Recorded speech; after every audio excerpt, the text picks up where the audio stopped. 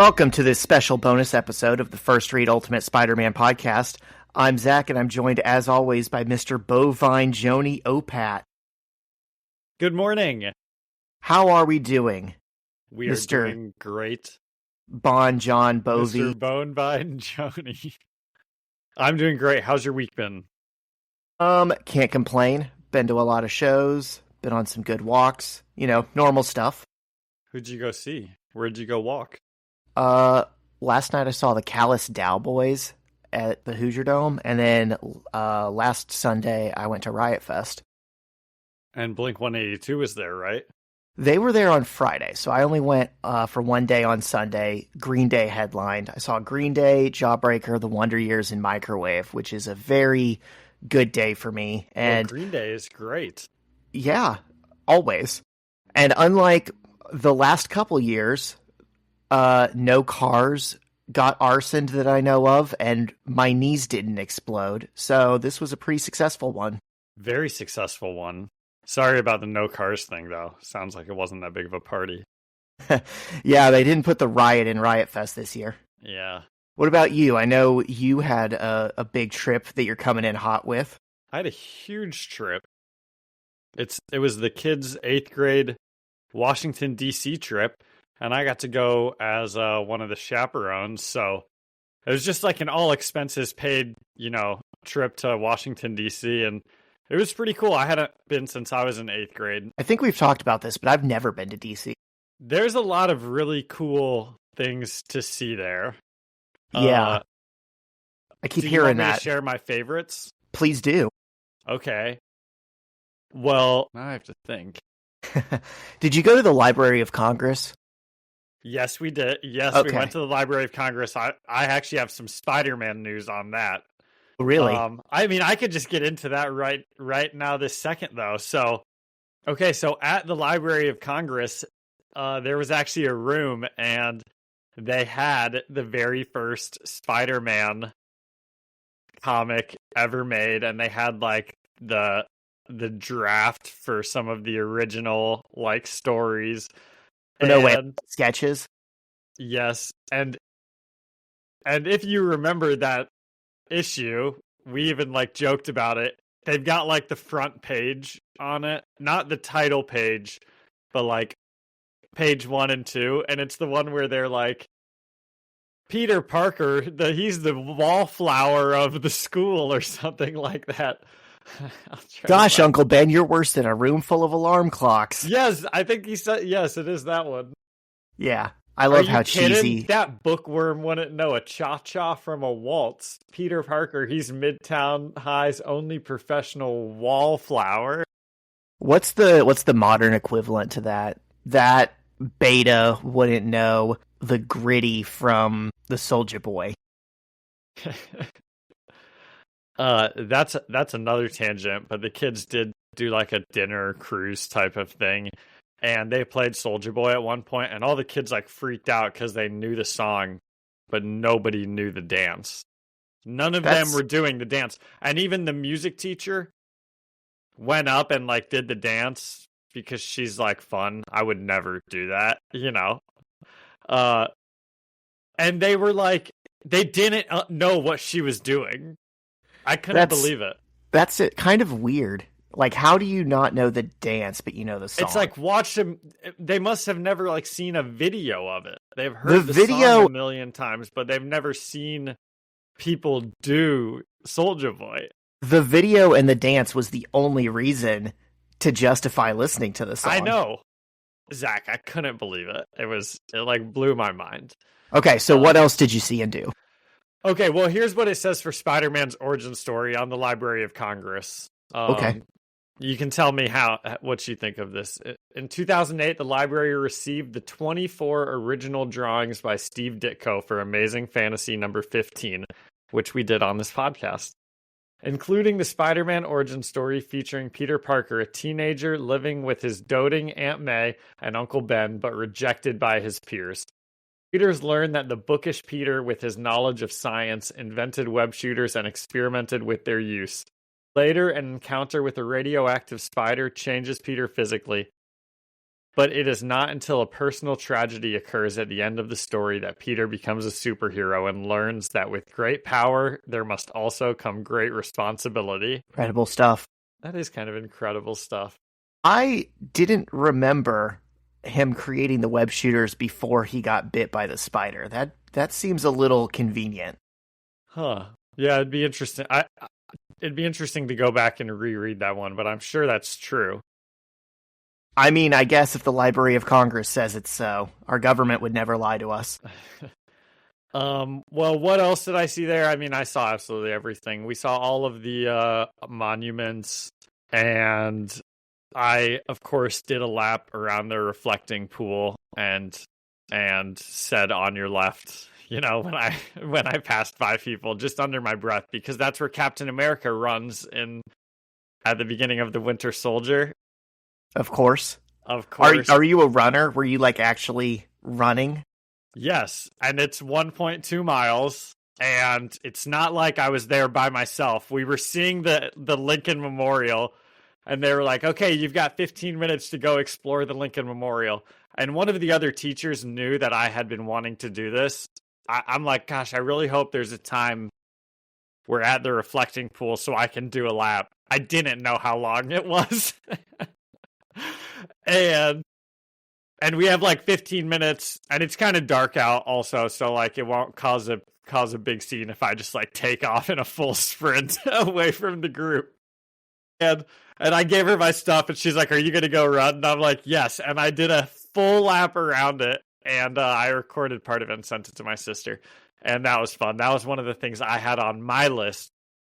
Then we went to one of the Smithsonian museums, and they had the Captain America shield, and I took 1 million pictures while I was there of all of the different things, but I don't ever take selfies. Like, right. I take pictures of things. I don't want to be in the picture. That was the only picture that I turned the camera around and took a selfie of, was in front of the Captain America shield. So that was a very cool one. I'm just imagining like the kids are having a pretty good time and it's a cool field trip and they're going to remember this, you know, and then there's Mr. Opat off to the side, just on cloud nine, like I was having the best time out of everyone there. So much more fun than them. And since I was one of the teacher chaperones, I wasn't in control of a group. Like, there were a bunch of parents there that each had their own group of kids. The teachers were just there to discipline if needed. You know, we were basically on vacation. So all of these places that we went and explored, whenever there'd be like, okay, you've got 2 hours, explore the museums, or like, you've got a couple hours, do this. I'm just like by myself walking around doing stuff, which is the way I would like it, you know, not hanging out with 1 million kids, like doing all of it. So it was a pretty awesome vacation. And all of the monuments were cool. I mean, I saw like everything you could think to see. The best ones were the FDR monument is really cool. I didn't even know he had one. I didn't either. And it was awesome. It was like it wasn't just like one statue. It was like an area with a bunch of different things and maybe like small statues and quotes on the wall and just like different. It was really cool. There was a lot going on to it. Gosh, not to get political, but he definitely was the best president, like objectively. He brought us out of the Great Depression. He won World War II. He created all of these welfare programs that are the most popular programs in the entire country. You know, he also was elected 4 different times, and not like barely by the skin of his teeth. Like, the country loved him. And he has so many of those quotes on the wall. Are the one that like stood out, it's something like, we shouldn't judge our country based on how much the wealthiest people have. We should judge the country based on how little like the poorest have, or something like that, right? He's just such a socialist. What a good guy. And everybody loved it. And, that type of stuff would still be insanely popular. Everything he did back then would still be the most popular thing ever. But, everyone's too stupid to notice that. Okay, the other really cool thing is the Martin Luther King Jr. monument was really cool and much bigger than I thought that it was. As I scroll through the pictures, I mean, it was just pretty awesome, Lots of good stuff. All of it was cool. The Thomas Jefferson Memorial was insanely cool also. And he was like pretty horrible and like did a bunch of awful things to his slaves. But it was still a really cool monument. And, we can still appreciate the Declaration of Independence and all that. For sure. It was just a good time. A good For trip. all his faults, Thomas Jefferson did some things. Did you know he was like the best architect of his generation in America? I didn't know that. Back then, all the founding fathers just had like a million different jobs that they did for shits and giggles. Like they were all accomplished lawyers and writers and politicians and whatever. And one of his things was he was an architect, and he actually designed Virginia University's campus. And it's like to this day, the original main campus that he designed is like I think you praised as like one of the best campuses. We also went and saw Mount Vernon, which is like the huge plantation that George Washington owned and lived on, and that was pretty cool to see that house. And then Arlington Cemetery was cool. Honestly, the least cool and like awe-inspiring thing is the White House. It's just not that compared to everything else. And maybe we saw the wrong side of it. I think the other side is maybe the more movie side that you see a lot. I hear the West Wing is interesting. But it just, it's just a big house. It's not that big though.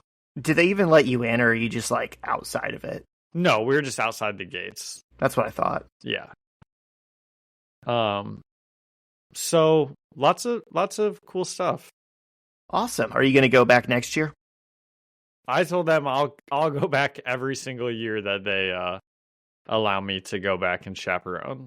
That's what I would do. That sounds like a pretty sweet deal you've got. It's just a free vacation. Yeah. And it's like expensive, to do all that stuff. And everything is covered. Like the only money I spent was on some souvenirs and like Starbucks. And they gave you per diem also. Wow. Yeah.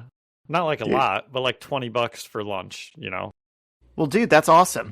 I'm glad you mentioned the old like Spider-Man issues, because that's kind of a good transition into what we're doing today. I couldn't believe it. I had a thought. I was like, we're recording this on Sunday, the same day you good listeners will be hearing this. It's like noon right now. And I was like, look, John, we can do a disservice to the webheads and we can record a full episode that they get next week, or we can do a short bonus episode that they get today. And this is one that I've thought about doing ever since we started this podcast. I've always had it in my mind. It'd be really fun to go back and read my favorite old Stan Lee, Steve Ditko issue from back when I was a kid, because I had the Mighty Marvel Masterworks collection of all of like the first, 50 or 60 issues of Spider-Man. And I used to read them all the time. But this one was the one that like the pages were bent back because I had read it so much.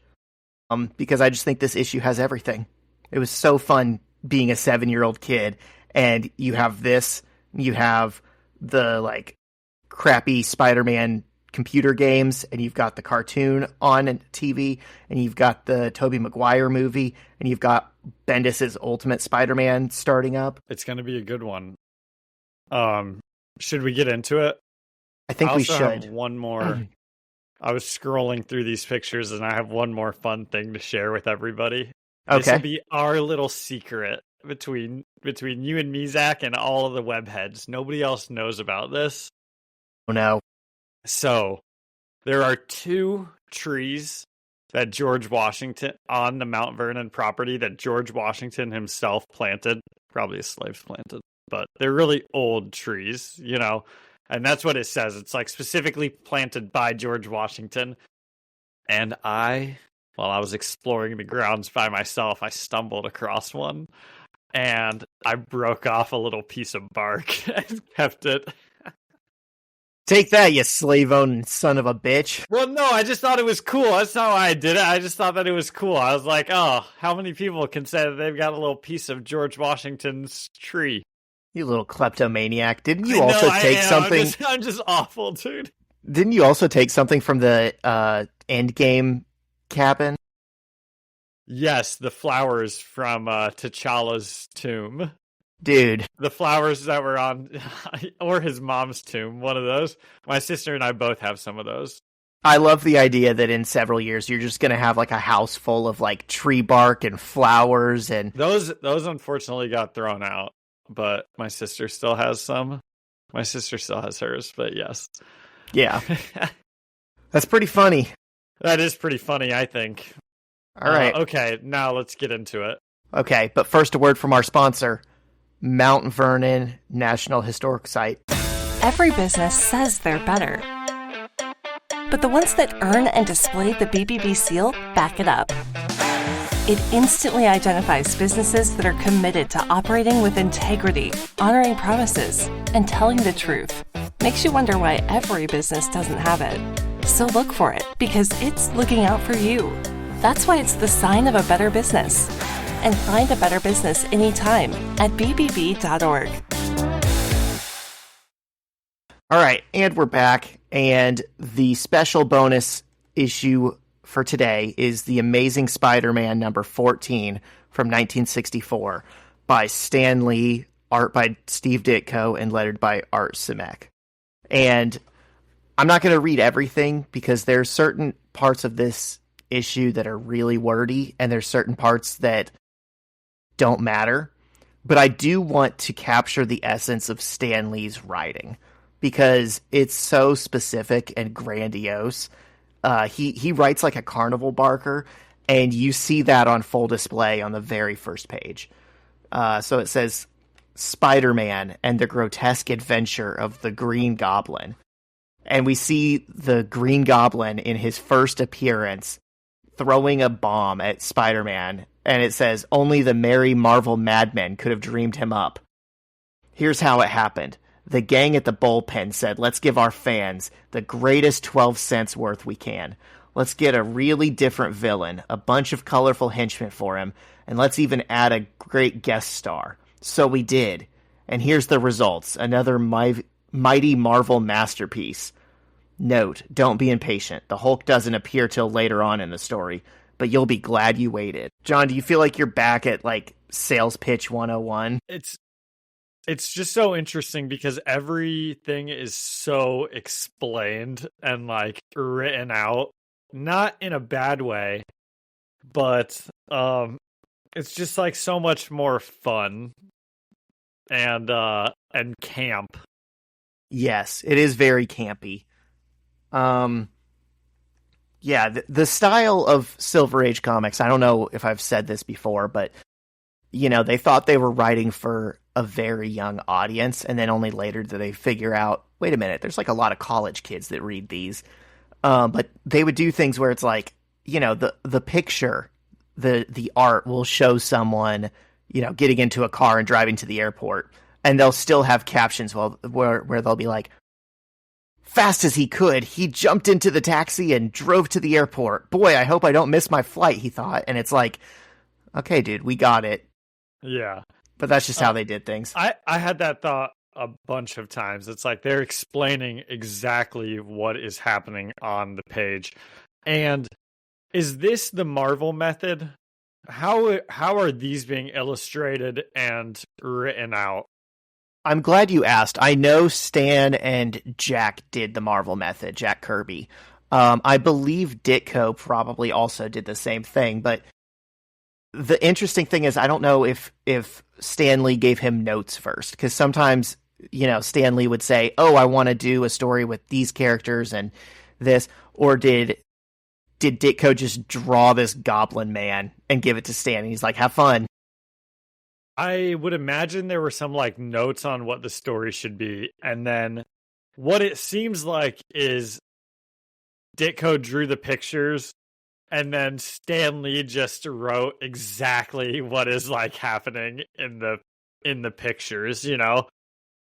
Like the Green Goblin will be like fiddling with something and Stan Lee will be like, okay, I'm fiddling with this instrument and here's what it does and here's what I'm going to do with it. And, you know, it's not bad at all. I actually really enjoy it, you know? If you're not like reading the issue just to get through it as soon as possible, which sometimes I do because, you know, we like have to read multiple ones and get through them.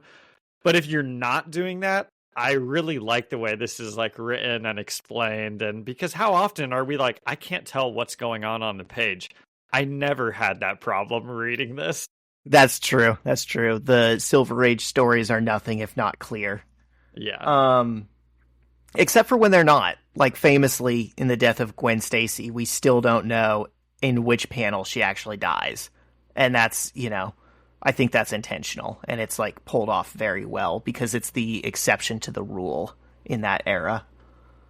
But yeah, like you said, John, we see the Green Goblin's mask and costume kind of hung up. It's so funny that he has his supervillain costume on a shirt hanger. And he's like off in the distance. We can't see his identity. He's tinkering with something and he's like, there, I just made my flying broomstick. And it's funny. We see him on it. And this was obviously the precursor to his glider. They didn't keep the broomstick around that long because it looks ridiculous. But I always liked the broomstick. This Green Goblin in general looks ridiculous. Yeah. Yeah, I've seen things before where people are like, how should the Green Goblin be characterized in movies? Should he be this giant hulking thing that he's in the Ultimate Universe? Should he be like a, you know, madman? And people are like, no, he's a lunatic in a Halloween costume. That's why he's scary. He's unpredictable and crazy. And he looks like that here. He's got the wild eyelashes. And he says, it's purring like a kitten. I made the controls simple enough that there's no chance of a fatal error. That's pretty funny, considering we know what's going to happen to him with his next glider. That is funny. And he says, and now to keep my appointment with the most unusual group that's awaiting me. And we go to a sleazy hotel room not far away. And John, who do we got? We've got the Enforcers. Ox, what a treat these guys are. Montana, and Fancy Dan. It's been so long. Dude, we used to get these guys all the time. I know. It's so fun whenever the Enforcers come back into stuff because they feel like the most classic Spider-Man villains in my mind. Like, they are just the funnest guys that you know he's going to beat up easily, and we're going to have a blast. Look at this first panel of them. Montana's got his lasso. Ox is, you know, doing something. He's ripping a phone book in half. Yes. And Fancy Dan, he looks so small. He's like standing on top of the chair, but he still is nowhere near the size of either of the other people. I'm so confused by his size. Well, and he's in this, like, yellow fedora and green suit. Do you know what he looks like to me? A frog? The Notre Dame leprechaun. Yes, he does. He's even kind of, like, crouching, like he's about to do the, like, fighting Irish pose. Yes. I love these guys. I'm glad that they're back. Dude, it is not a coincidence that this was, like, my favorite issue as a kid, because already, we're on the first page. This is the first appearance of the Green Goblin, and he's working with the Enforcers. Hell yeah. And we've got Spider-Man and the Hulk coming in later. Hell yeah. So I'm just going to skip through some of this stuff because it's not super... I mean, it's fun. It's important, but it is what it is. It's just setting up the story. The Green Goblin's like, hey, you guys are going to work for me. And they're like, no, you suck. We don't know who you are. Get out of here. And he does some, like, sparks out of his finger, which apparently he does. And then they go, hey, he just shot sparks out of his fingers. I've got a hunch it'll be worth listening to. And he goes, I know Spider-Man defeated you and caused you to go to jail for a stretch some months ago. And we see the note from the editor that says, see Spider-Man number 10. He's like, do as I say, and I promise you'll have your revenge on him. And they're like, Mister, you just got yourself a deal. That's Montana. I love how phonetically Stan Lee writes, because it's not Mister, it's Mista with an A-H. Zach, he's gobbling up some henchmen. He sure is. And then it says sometime later in the plush offices of a glamorous Hollywood movie studio. And we see this, like, eccentric movie producer guy pacing his floors. And he's like, we got to think of another movie. And he's got a bunch of yes men around him. And they're like, you're right, BJ. Of course, BJ. So true, BJ. And he's like, I've got it. We're just going to make the same one we just did. And we'll change the name. No one will be the wiser. It'll make millions. They're like, wow, you're incredible. Well, things change and stay the same or something. What's the phrase? The more things change, the more they stay the same? That's it. Because that's exactly what people talk about them doing now. I know. Stanley, you truly were an inspiration on the MCU in more ways than one. I'm trying to look up big name producers from the 60s to see if this is supposed to be spoofing anyone. I'm sure it is.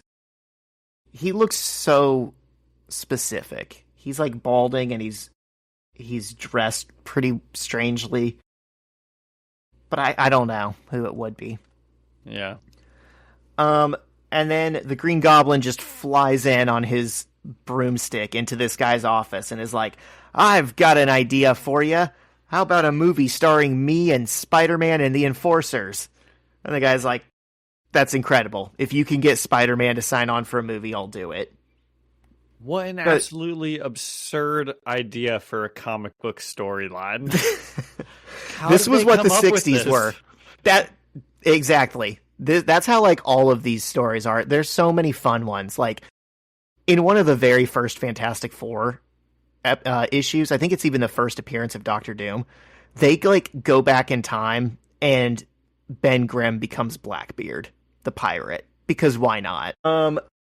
Yeah, there was just something in the water in the 60s. And if you were playing categories and the letter was B and the thing was heroes, okay, would you count Bruce Wayne? Would you count double points for Bruce Banner? And of course you'd count like Batman. Right. Go. Well, I'm not sure I know really the rules of categories. Basically, is Bruce Wayne a hero? Is Bruce Banner a hero? Yes, we'd say the Hulk and Batman are heroes. But if you say the people's names, does that count? Yeah. Why wouldn't it? Of course, I completely agree. There was just some argument about like, well, Bruce Wayne's not a hero. Bruce Wayne is, a billionaire playboy philanthropist, right? Batman is the hero. Okay, cool. Shoot Bruce Wayne in the head and then go see if Batman helps you. That's the dumbest argument. I agree. I thought, This was funny. Zach. So here is a name drop that we do recognize. He's talking about this movie. He's like, I can see it now. I'll have 100 dancing girls, a cast of 1,000. Maybe I can get Tony Curtis to play Spider-Man or one of the Beatles. And he's like, no, I'll get the real one. But that's kind of funny that they're like already having like casting, like, conversations. It's one of those big, old timey like 60s movies with the million dancing girls coming out. And yeah, I'm imagining like the Family Guy intro. Yes. Okay, so we cut to Peter at his high school, and Flash is like making fun of him. He's like, egghead. And Liz Allen like yells at Flash and is like, Peter is smarter and more sensitive than you could ever be, you meathead.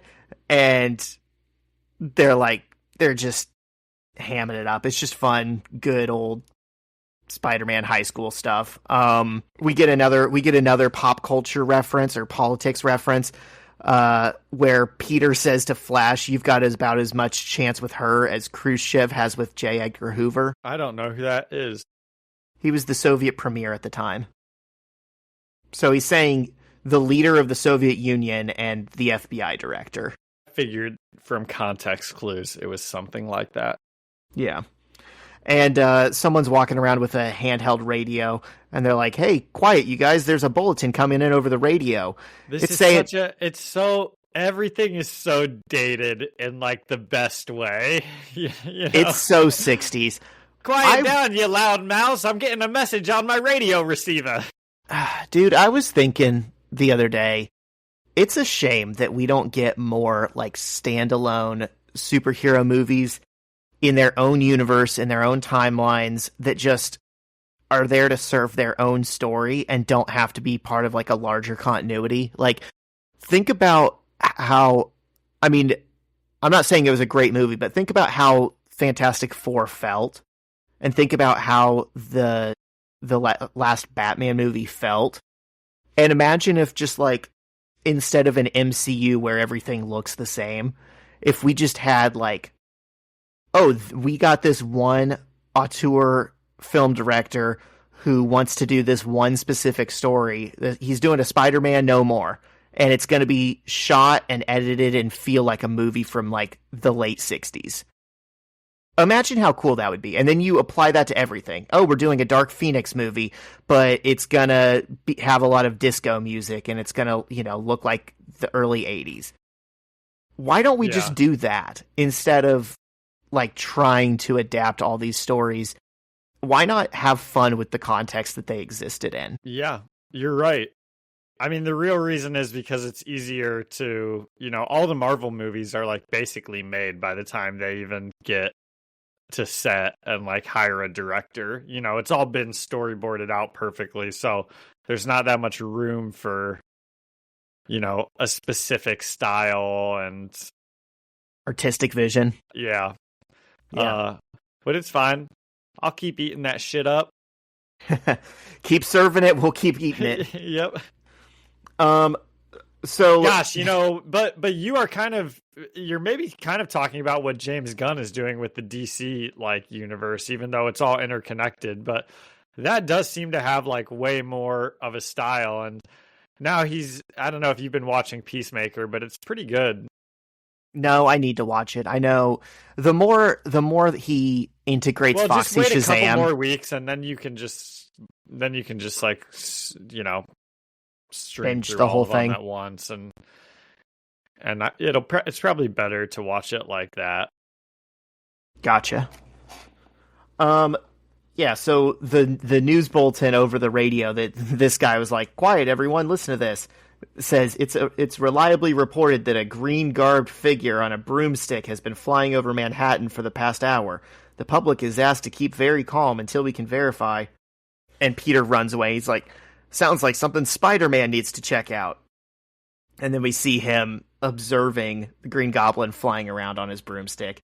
And he makes a web catapult and shoots himself over to the Goblin, lands on the broomstick. But he doesn't just make a web catapult. He thinks to himself, I'll make a catapult of my web and see what he's up to. I'd better not miss. It's a long way down. Incredible. Which is incredible, but it's just every single thing is so explained. Well, Stan Lee saw that picture and he's like, I guess I'll just write exactly what's happening. Yeah. Yeah, it could have worked as a silent panel, but Stan Lee doesn't know how to do those.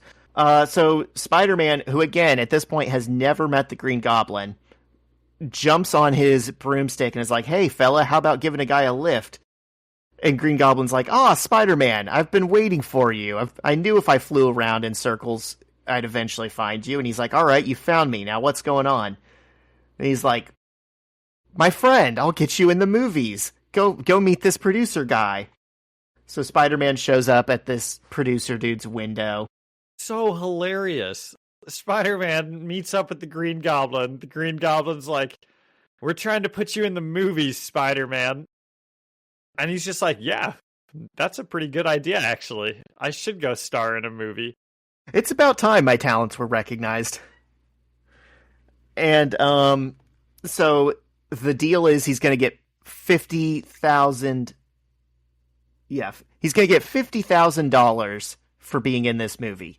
And this is 1964, so presumably that's a lot of money. And he's like, this is amazing. I'll help out my poor Aunt May with all that. And he goes and swings away. And John, I don't think this Green Goblin fellow is, I think he's up to no good, because he thinks to himself, it worked. Neither of them suspect my real motives. And Spider-Man doesn't dream that this trip to Hollywood will be a one-way journey with no return. Because he's going to become a big Hollywood actor. Just live out there. That's right. See, There's I no think reason Green to go Goblin back. does have good intentions. I think he just wants to be in the pictures.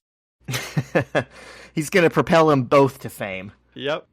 And so Peter goes to the Daily Bugle, and you can tell he's like, shit, how do I tell them I have to, like, go on vacation? And it works out because Jonah's like, Parker, they're making a movie about Spider-Man. I need you to go out there and get pictures of it. And he's like, all right, Jonah, whatever you say. Incredible stuff. And Betty Brant is like, oh no, I hope he doesn't fall in love with some movie starlet out there. I know he's already talking to that Liz Allen girl at his high school. Peter is kind of a dog. Dude, he gets the ladies. Well, at least our current Peter Parker, I don't think he, like, openly is like, Liz is my best gal, and then in the next page, he's like, Betty Brant, you know you're my best gal, come on. This Peter's just, he's a dog. Well, I mean, he two-timed Kitty for Mary Jane, which I still haven't forgiven. Accident. That was a spur-of-the-moment thing. Oh, yeah, he accidentally cheated. Justice for Kitty, that's all I'm saying. And, later, he's, like, talking to Aunt May, and she's like, I don't know if I want a young boy like you going out there. And he's like, aw, shucks, Great Aunt May. impression of a woman who's 113 years old. She looks so old here. He's like, I'm already a senior in high school. I'll be going to college soon. I'll take my vitamins every morning. I'll take my allergy pills. Please, this means so much to me. And she's like, all right, whatever. They do such a good job of making him the biggest dork in the world. He wouldn't know the waltz from the cha-cha. He really wouldn't, but somehow that doesn't matter. That doesn't stop the ladies. They'll cha-cha all around his waltz. And this is also hilarious because we've been told up to this point that they're doing this in Hollywood, and then we just hard cut to the desert of New Mexico for absolutely no reason. And the director's like, barking orders. He's like, I want this film to win an Oscar. Don't let me down. This is such a goofy issue. I just, like, can't believe it. Imagine if it happened in the run that we read. How, like, out of place it would be if Peter Parker went to Hollywood to film a movie with the Green Goblin and the Enforcers. Well, it's incredible. He kind of did have that thing where they were doing the Spider-Man the movie, and then he had to, like, show up on set and fight Doc Ock. I think true. that was an intentional callback to, like, hey guys, remember that really fun issue in the 60s where they did the movie? That's true. So for some reason they're in the desert. They're like, awesome, making a Spider-Man movie. Everyone knows Spider-Man lives in New York. Let's put him in the desert where there's no tall buildings to swing around. That makes sense. And the Green Goblin's like, say, Spider-Man, old pal, what do you say we go practice our lines way off there yonder in the distance together? And he's like, yeah, sure, that makes sense. And he follows Green Goblin and the Enforcers out into the desert. And oh, by the way, he has a really funny thought. He goes, BJ's makeup man must be a genius. Those actors look just like the real Enforcers. For as smart as Peter Parker is, he's not using a lot of critical thinking throughout this entire issue. Which we're glad for. Yeah, he heard we're going to make you a star, and then his critical thinking skills turned off. And Green Goblin's like, wonderful. Now in the first scene, I'm the leader of the Enforcers, and I fly in to tell them to destroy you. And Peter's like, that isn't how it was written in my script. And then Ox just punches him upside the head and is like, yeah, well, who said you got the right script? And he's like, Peter still doesn't know what's going on. He's like, he must be nuts to swing so hard. And wait, why are my spider senses tingling this way? He says, hey, try that again and I'll forget that we're just making a movie. It takes him way too long to figure out this was a setup. Peter Parker is the best, most naive, looks at the best in people. I think he's the dumbest smart person you've ever met. And then he finally's like, holy smokes, I must be the world's prized chump. It's a trap. They're not actors. They really are the enforcers. Incredible. The guys that look just like the guys that beat you up, that are beating you up, are the guys that beat you up. This issue really is made fun by Stan Lee's beautiful prose. Well, and I also want to give Steve Ditko his flowers here because, John, I know I've told you before that as like a kid, I was really into drawing, and I would draw what I saw in my comics a lot, and I would try and trace them or, freehand the same thing. And I'm sure I've done most of the panels in this issue at some point or another because there's so many good ones of Spider-Man getting punched by the Enforcers, Spider-Man punching the Enforcers, the Green Goblin flying around and throwing bombs, the Hulk attacking Spider-Man. I mean, it's just a treasure trove of, like, action shots. Yeah. And so the Enforcers, like, surround him and start beating on him, and Montana lassos him on the foot, and Spider-Man's like, haha, but I can jump up in the air and untie myself and wiggle free while I'm in the air. And it is like a million action shots, but every single one is perfectly explained what's happening. Yeah, and they're fun. It's not a bunch of punching. It's like he has to jump out of the lasso, and then he's throwing Fancy Dan into Montana, and then he's dodging Ox, who's like charging up behind him, and then you see him just bouncing around everywhere, and he's got the little bounce movement bubbles. And then, oh no, we forgot about the Goblin. He's flying overhead. He's throwing smoke bombs. It's this fun little moment in time where they haven't quite figured out who these characters are, like how scary they are, how dangerous the Green Goblin should really be. It's like, it's just fun. It's just camp action. And there's another part where Montana actually lassos Spider-Man, and Peter thinks, it's Montana. He finally snared me with his lasso. But one thing he didn't count on is my power of chest expansion. And he just flexes and rips the ropes in half. And they really also, they're still trying to explain what his powers are, because they're always like, I have the size and proportionate strength of a spider, Montana, I'm fast as a spider. You're never going to be able to lasso me. Like, I can do the full chest expansion of a spider. Yeah. Yeah. At one point, all three Enforcers like pin him down, and he looks like his back and butt and thighs are so strong because he just like pops up off the ground and sends them all flying. And then he grabs tumbleweeds with his webs and just starts swinging tumbleweeds around to create a dust cloud so he can get his cover. Incredible stuff. This is why incredible stuff. You have a Spider-Man movie set in the desert, apparently, because definitely, I hope the cameras are rolling. What is the line, like, necessity is the mother of invention? Yep. Like, he has to find things to do other than just swing from buildings. And so what he does is he runs into a cave, and we get some random, these are really poorly paced panels of like what the people back in New York are doing, and they're like writing him letters and talking about him, and there's really no need for it. But Green Goblin's like, he's running into that cave, get him. And Green Goblin and the Enforcers follow him into the cave, and then they roll a large stone over the entrance, and they're like, there, Now he's trapped in here with us. Jesus.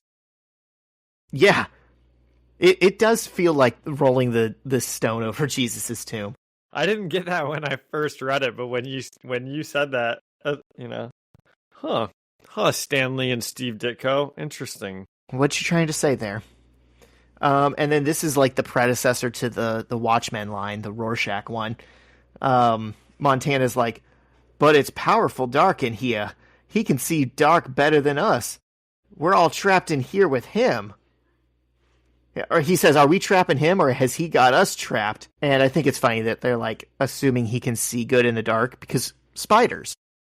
Of course. And so like in the darkness, Peter kind of one by one starts picking them off and webbing up the enforcers. He's gobbling them up. He is. And the goblin is throwing his bombs. Now, John, you might know this. Are these stalactites or stalagmites? The ones that hang from the roof? Stalagmites, I'm going to guess, just based on like a trick that I'm thinking of right now.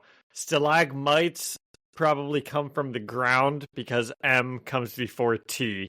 And stalactites probably come from above. And that's just like probably one of those like fun tricks that just like makes sense even though that's not how it works. It's probably called that because they hang tight. They hang tight up there. Anyways, Spider-Man is... No, I'm looking it up. Okay. That grows upward. A stalagmite grows from the floor. Yep. All right. Look at us. Here's another one that you can remember. He's jumping around. There are sides of a ship. No, I'm not going to let you. Oh, are we doing port and starboard now? Yes, we are. There are sides of a ship, port and starboard. And you can remember which is which because what comes first in the alphabet, P or S, and what comes first in the alphabet, L or R for left or right? L. So port is left, starboard is right. I learned that on the DC trip. Oh, nice. And because of that, I used that to get us the stalagmite, answer. That's good thinking skills. Yep. Now, thank you. Now you can continue. Now, next time I'm on a boat, and I'm like, Captain, there's an iceberg. We need to turn A, B, C, D, E, F, G, H, I, J, K, L, M, N, O, P. Starboard. Just say left or right. And then we all sink. So yeah, Spider-Man is jumping around and swinging around and doing aerobics or acrobatics or whatever on the stalactites. And the Green Goblin's blowing him up, and then Peter like webs him into a sub cave, and the Green Goblin's like, "Haha! You didn't expect me to get off of my broomstick and turn it around and use the flame to burn your webs." Incredible Silver Age stuff. And all of a sudden, all the explosions and the fighting wakes up someone that was already in the cave, and it's the Hulk. And we get the great Stan Lee narration.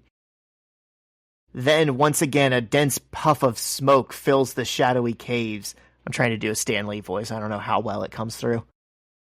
And when it clears, Spider-Man's astonished eyes behold the strongest living being to walk the earth, appearing like a nightmarish colossus, his baleful eyes glowering with hatred and fury.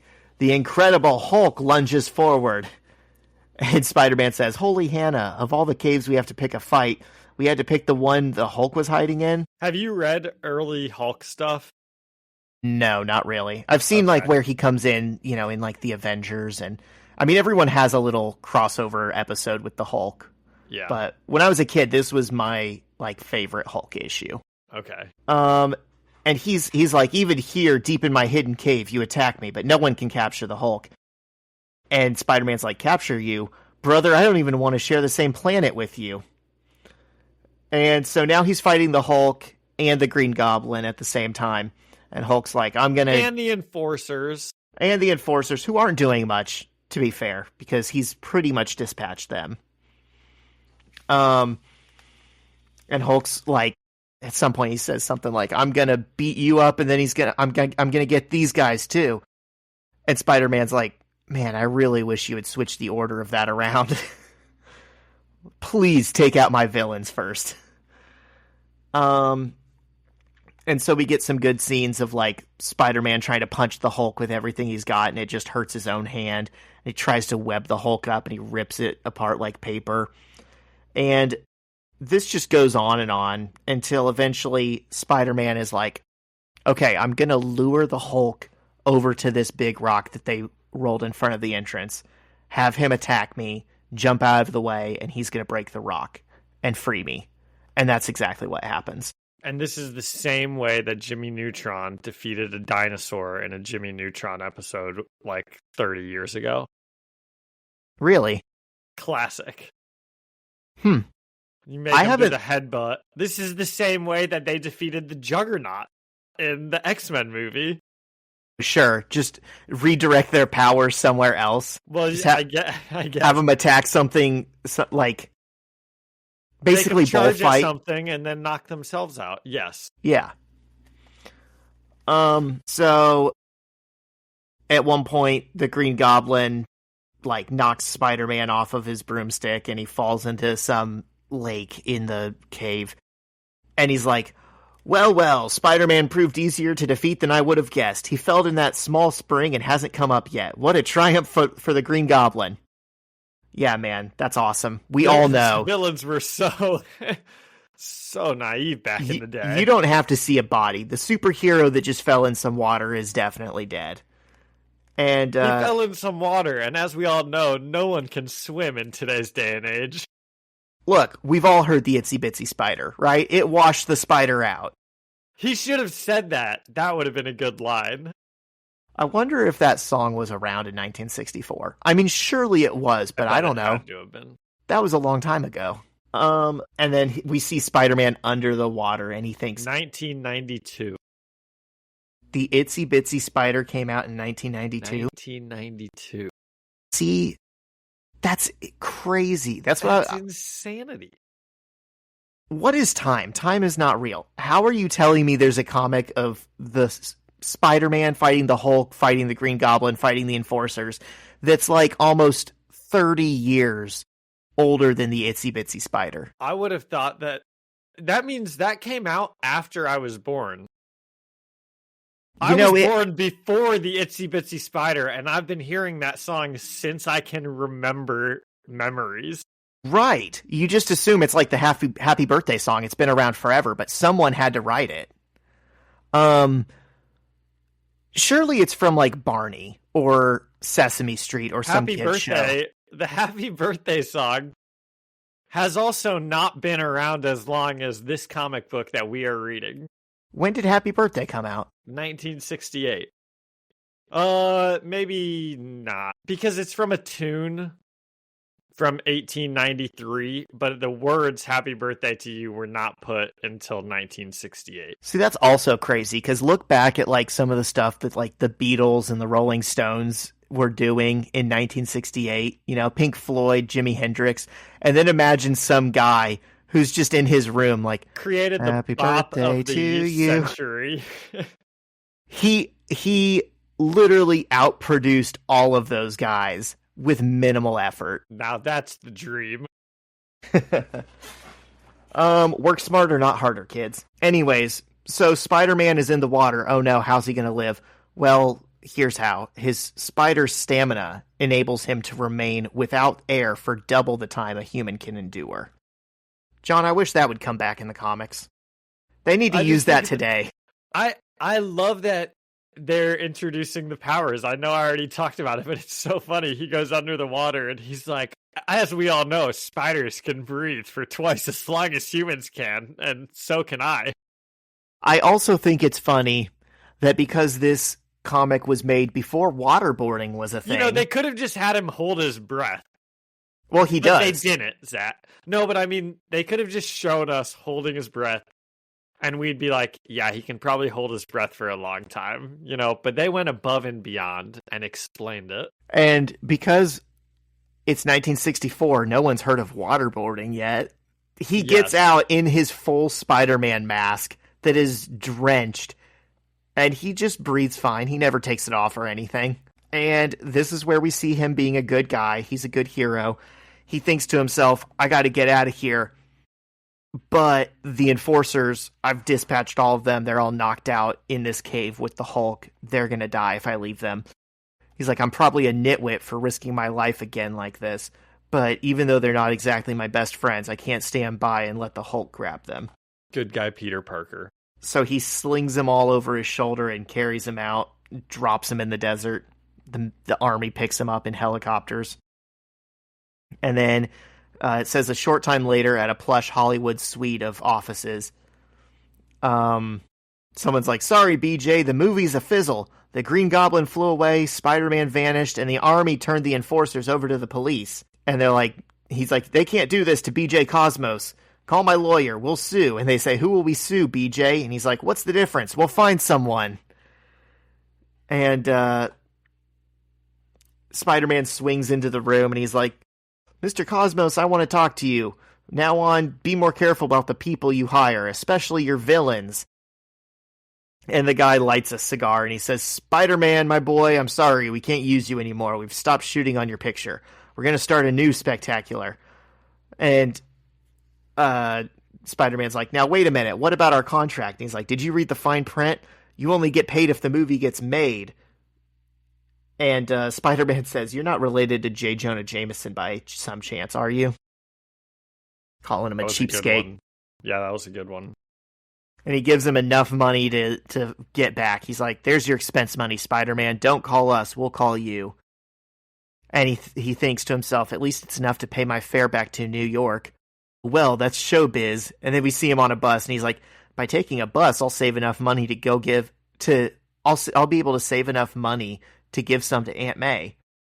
I wonder if any other masked superheroes have to worry about pinching pennies the way I do. This isn't a big deal, but it crossed my mind. That's an absurdly long bus ride from Hollywood to New York. He also is capable of probably just swinging faster than that. On what? He's in New Mexico. He's swinging I thought they were in Hollywood. Well, they keep saying Hollywood, but they said the shooting, like the fight that they just had, was in New Mexico. So did they have planes back then? Do we think he flew there the first time and now he's taking a bus back? Yes, John, they had planes in 1964. Well, they didn't have Happy Birthday to You, so... That's true. Oh my god, Shyla showed her students an episode of The Twilight Zone one time, and a kid literally... Episode? I don't. But the kid raised his hand and was like, yeah, so when did they invent color? And she's like, oh, you mean like in TVs? And he's like, no, just like in general. He thought that people from like the 60s and 50s were actually living in a black and white world.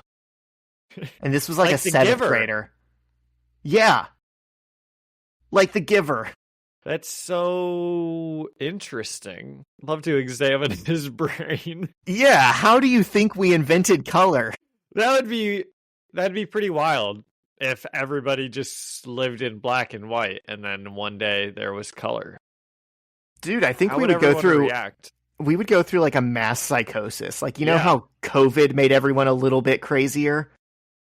Yeah, immediately getting introduced to color, like it'd be the end of the world. And so the Green Goblin flies back to New York, and we see him start to pull off his mask, but his face is always like hidden because it's a tease for a really long time in Spider-Man that they don't tell you who the Green Goblin's secret identity is.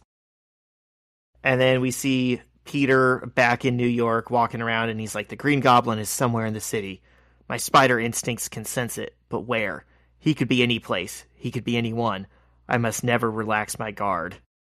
And we get the last Stan Lee narration of the issue. He says, but although he doesn't suspect it, our young hero will have a far different arch foe to battle before the Green Goblin appears again.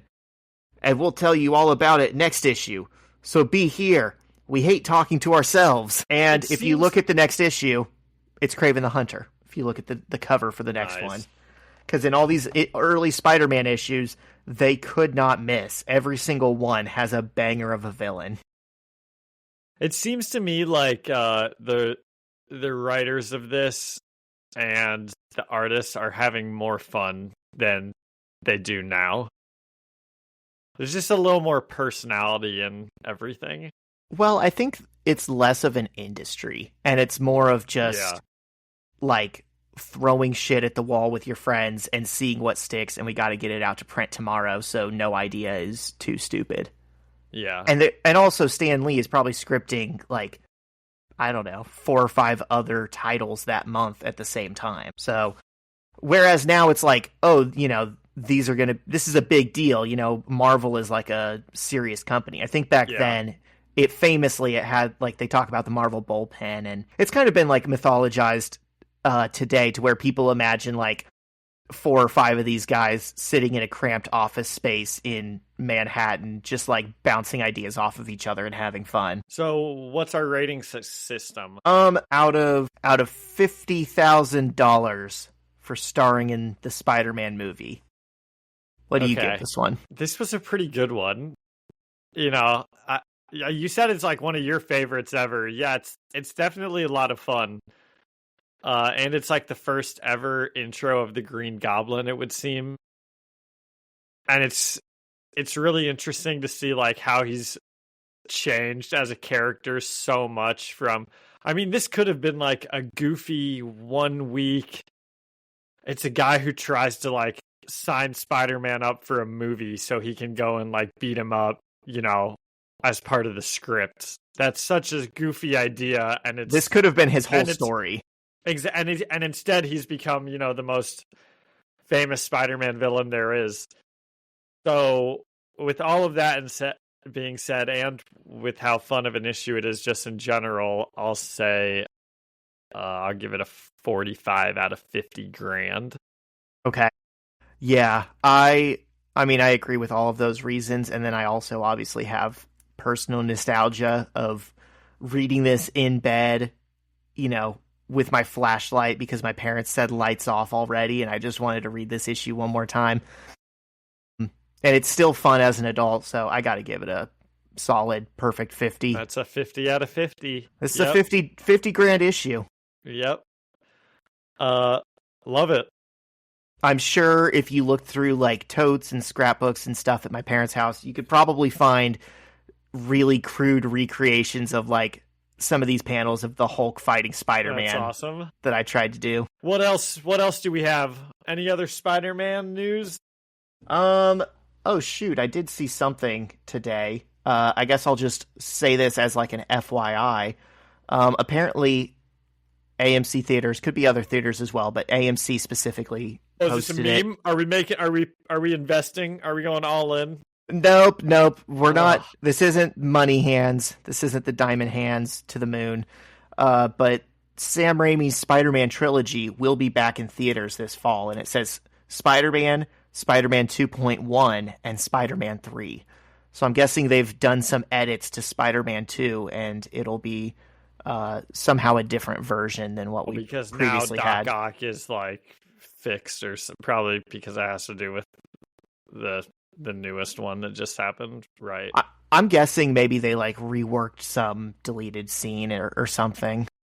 As long as he still has the power of the sun in the palm of his hand, I'll be happy. Oh yeah, they're not taking that out. I'm sure they didn't remove anything that people liked. I'm sure they just maybe added something. Yeah. Oh, cool. Well, that'll be we'll have to check that out, see if we can catch the differences. For sure. All right. Do you have anything else? So you haven't watched Peacemaker, and you haven't watched Gen V, which I don't even have to ask. I just already. Well, I didn't know it was back. Yes, it's back. So here's what we have. We have Johnny Betts. All right. So Illinois. The last time everybody heard, Illinois was about to play Indiana, they got absolutely thwomped. But it still only counts as one loss, Zach. And yesterday, they had a huge win against USC. That puts them at 4 wins for the season. They only have to get to 8. I've noticed this whole episode, you're wearing an Illinois cardigan. Huge win yesterday. I mean, to have 4... splitting the Indiana and USC weeks, really, if they could get one win out of the Indiana, USC, and Ohio State game that they have coming up, it's going to make it very, very likely that this bet cashes. And after getting that win, I mean, it's extremely likely. There's obviously, there's no such thing as a sure thing, as we saw with the Browns and Packers yesterday when I told everyone that the Browns were the Packers were definitely going to win. The Illinois bet's going well. The kicking prop bet that your dad does not believe is a good bet. I haven't forgotten his comments. Okay. 13-3 in week 1, 10-6 in week 2, 11-5 in week 3. Jeez, dude, you're just raking it in. But here's what is interesting, and it kind of does validate that I knew that this was going to be a thing. Week 1, the average line was about 47.5 yards, and there was only one game that was over 50 yards. Week 4 now, every single game is up over 50 yards. It's at least 51. So they're adjusting the lines to try and... So it has definitely been adjusted, but the question is, has it been adjusted enough? Can they adjust it to a point where it's adjusted enough? I don't know. We'll see. In the Thursday night game, it did cash. I haven't been checking the Dublin game that's going on as we speak, but we'll see. So awesome. There's the bets. Everyone, go place your Johnny bets right away. We're gonna crowdfund a group trip. We're all gonna rent out an island together. But you know what is interesting about last week? I said the Packers and the Browns thing. If anyone does listen to this, Zach, $1.1 billion were wagered on the Packers money line versus the Browns. That's crazy. And they were up 10-0 with 3.5 minutes left, and then completely vomited on themselves and lost the game. And it does make you think, because when my bets lose, I know that it was probably fixed.